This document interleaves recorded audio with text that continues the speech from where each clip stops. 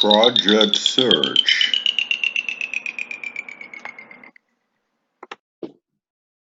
Hey y'all, it's Danny again. Today I'm bringing you a short presentation about rights and responsibilities.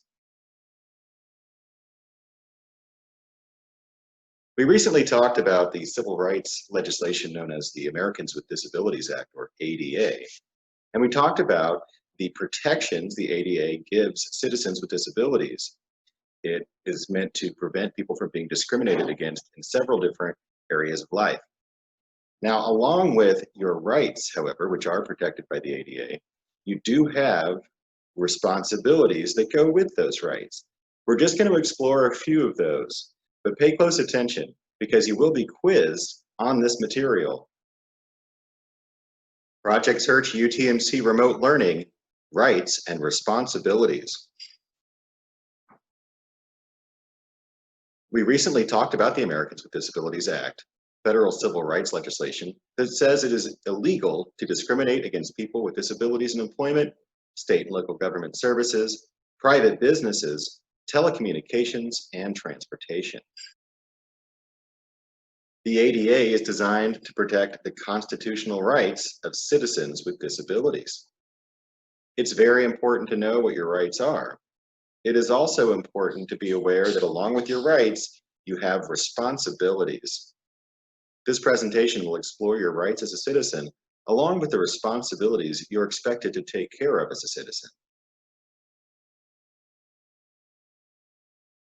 You have the right to have information about your disability treated confidentially and respectfully. This is one of your protections under the ADA. It also would be protected by HIPAA, which we've talked about in the past. But you have the responsibility to disclose your need for accommodation if you think you need any work-related adjustments. If you think you need an accommodation for any aspect of your job, it is your responsibility to communicate with your employer in order for that to happen.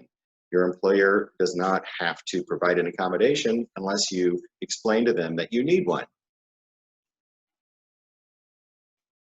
You have the right to choose to disclose your disability at any time during the employment process. So it could be when you're applying for a job, during a job interview, or anytime after you've been offered a job. You have the responsibility to inform the employer about your need for accommodations for an interview in a timely manner. So if you were to need an accommodation in order to attend and participate in a job interview, you need to let that employer know ahead of time so that they can make the necessary arrangements. That is your responsibility. You have the right to be considered for a position based on your skill and merit. You have the responsibility to negotiate reasonable accommodations with an employer. So you can apply for a job and you have to be considered for that position based on your skills along with anyone else who applies for that job. However, when you're offered that job, you need to be able to communicate with your employer so that you can figure out what accommodations that they can give you in order to complete all your duties as an employee. You have the right to seek a job you are qualified to do without facing discrimination due to a disability. You have the responsibility to be truthful when listing your skills and experience on job applications and your resume. You won't be doing yourself any favors if you list things that aren't true about your experience or the skills that you have. In fact, I have an entire unit where we talk about the consequences of being dishonest during the hiring process. So it is your responsibility to be very honest about the skills you actually have when you apply for jobs. It doesn't matter what else happens. If you are dishonest with the employer, then they do not have to hire you, and they probably won't if they find out that you've been dishonest.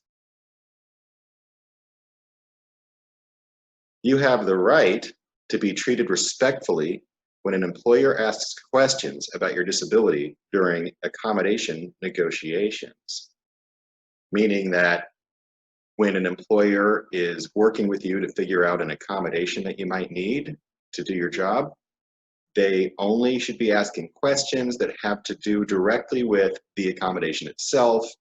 They shouldn't ask you questions about a medical condition or a disability that are unrelated to the job.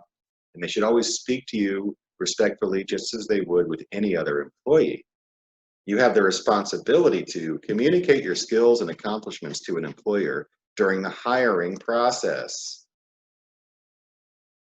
That means that it is up to you to make sure that you're giving all the information to an employer during the hiring process to make them realize why you would be a good candidate for the job that they are trying to fill. Now, you have your job coach during Project Search and beyond to help you with this communication. However, you have to really work hard to make sure that your job coach can help you do that.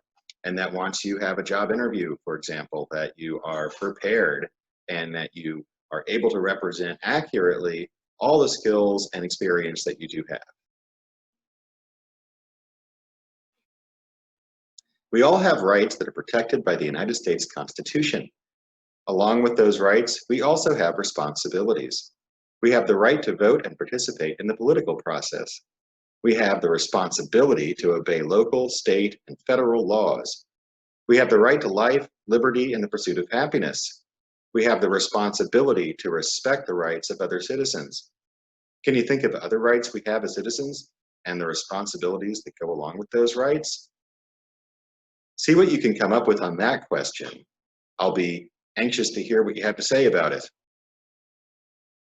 So this was a short but very important presentation. And as I said at the beginning, make sure that you pay attention because I'm going to quiz you on this material. In fact, right at the beginning of the session, we're going to have a quiz. Goodbye.